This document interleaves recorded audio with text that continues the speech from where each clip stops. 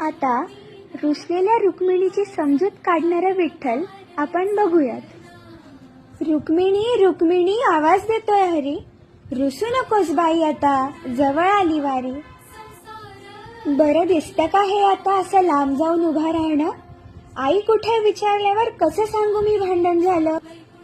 कुठल्याही क्षणी येतील आता मुक्ती आणि जनी, उभी राहा ना दारात घेऊन गुळ पाणी. आई विना पोरी माहेरी येतील, नाहू माखू घालून त्यांना चंद्रभागेवर नेशील.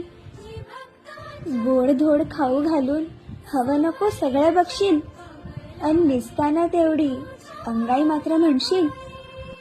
निघताना दे थोडीशी मायेची शिदोरी बांधून, माहेरी येत जा म्हणावं ग अधून मधून. आई म्हणून निरोप घेतील, तुझाही येईल कंठ दाटून, चंद्रभागेलाही बरं वाटेल ग.